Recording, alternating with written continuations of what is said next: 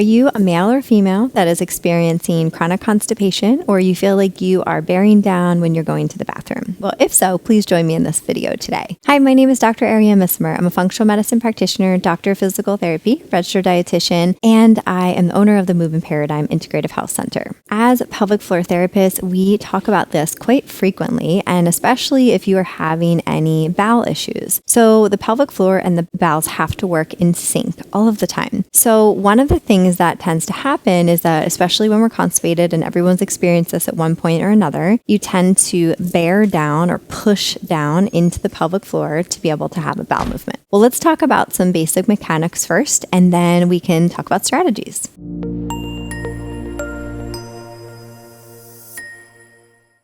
So when we're looking at the pelvis, this is a woman's pelvis, but this is just a little bit more wide compared to a more narrow pelvis for the male. But when we're looking at the pelvis, we want to think about our natural breathing mechanics. So when we're breathing in, the diaphragm is coming down and we are creating this intra-abdominal pressure that is filling up. So the pressure is going down, down, down, all the way, ideally, to the base of the pelvic floor. So as we create this pressure, it should actually be a 360-degree pressure. It is not a downward pressure into the pelvic floor.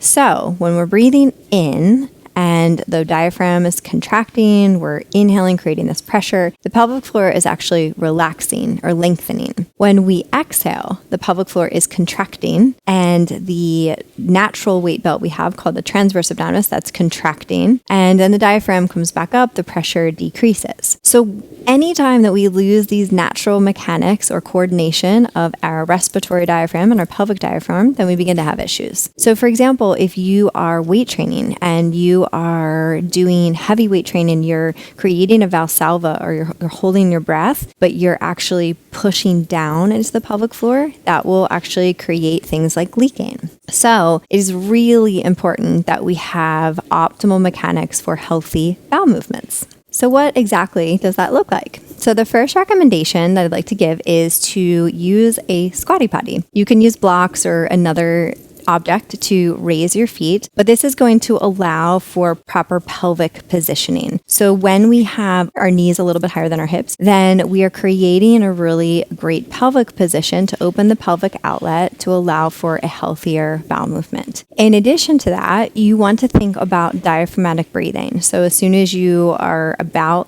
to go to the bathroom, you can sit and do slow inhales and exhales. So inhaling through the nose, tongue at the roof of the mouth, creating that nice pressure, and then relaxing as you exhale and everything contracts. So you want to create a sense of relaxation. So we have to be in a relaxed state to defecate, to urinate, and to have an orgasm. So you want to think about relaxing the pelvic floor. So the next thing is that when you feel like you are about to push, that is when you want to take that pause and maybe use this technique that I'm going to share. So this is where we don't want to create that downward pressure into the pelvic floor. It can create really faulty mechanics and significant pelvic floor dysfunction over time. So there's a technique called belly big, belly hard. And essentially what you do is you make a fist with your hand, and it's just kind of like you're making a straw here. So you would take a breath in through the nose.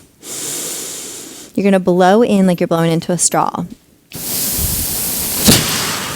3 seconds, and then you pull away. And so that is going to create the appropriate amount of pressure to allow you to have a healthy bowel movement without pushing. You're creating the optimal amount of pressure for that, and not that downward pressure, but more of that 360-degree pressure. So it's a great technique for when you feel like you're about to push. That's the timing of it. You might need to do it 1 to maybe 3 times. It is extremely effective. So I'm going to go through the technique one more time. So you would breathe in through the nose, blow into the fake straw